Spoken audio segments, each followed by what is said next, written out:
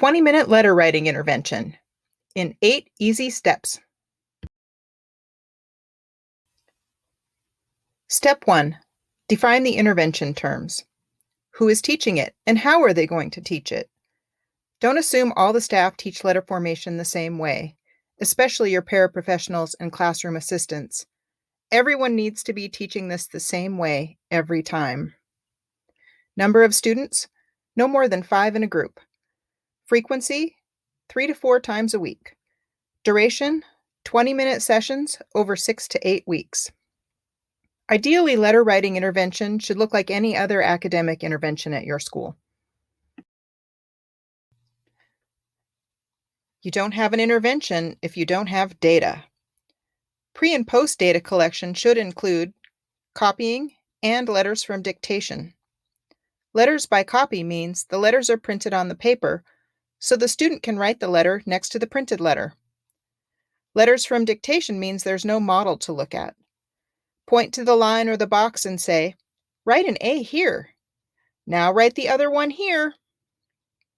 We are not assessing vocabulary. What's an uppercase letter? Or if the students know the sequence of the letters, so don't ask them to write the alphabet. If they don't know a letter, write it in highlighter and have them trace it. That way you know they didn't know it, and they don't feel bad about not knowing it. Now that you have the data, pick a target letter group. Teaching letter formation in groups with repeating line strokes maximizes muscle memory with less practice time.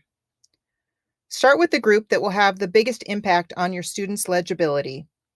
That means the letters that look the worst. CAGQD and RNMH are also good places to start because these letters significantly impact legibility when made poorly and in multiple line strokes.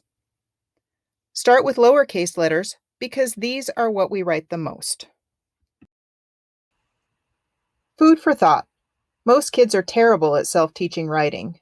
They need a lot of direct adult support. It's not their fault. Some are not developmentally ready to sit, listen, focus, or hold a pencil. We are introducing this skill before some are ready to learn it. Students deserve time, grace, and patience from us as they try to catch up. Explicitly teach them how. Modeling and demonstration are more effective than verbal instruction alone. Keep verbal instruction simple and concrete. Cognitive learning.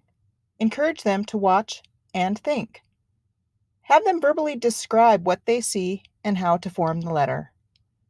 Motor learning is using your body or a utensil, preferably a pencil, to make the letter. Help them feel how to make the letter motion with hand-over-hand assist if they need it. Remember, pencil control is not the intervention focus. Formation is. Control will generally improve over time and with practice. Students need to have the basic skill before they can practice the skill. Once you know they can make the letter, it's time to practice. Watch, then write. Cognitive practice followed by motor practice. You can demonstrate or use a video model to demonstrate. Provide in-the-moment feedback. Don't let them practice wrong. Every letter is a data point for muscle memory. Positive, immediate feedback. The whole point of small group targeted intervention is immediate feedback. Because there is a motor component, this is especially true for teaching handwriting. And because there's a lot of feedback required, it needs to be supportive and positive. Instead of, "Not like that," try, "Watch me do it like this," or "Let's try it together." End each session with success. Students that struggle with handwriting generally don't like to write. This impacts academic self-esteem and willingness to participate. Supporting them to be successful during intervention practice and ending the practice on a positive note can make all the difference with attitude and effort. And finally, post-data. We use the same worksheet for pre- and post-data collection. We want to compare apples to apples. If there is adequate improvement, progress to the next letter group. If there isn't improvement, check the practice sheets. Was a student practicing correctly? The practice sheet should reflect coaching and correction, and should not reflect opportunities to practice wrong. Coaching and correction is kind of the point of intervention, right? Bring the data sheets and practice sheets to review with the team, and possibly your school OT if there are broader concerns. OT involvement should not replace solid academic intervention and practice.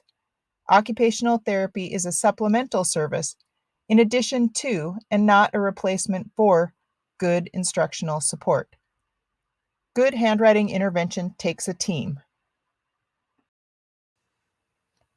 For more tips on how to make your handwriting instruction even more amazing, please like and subscribe.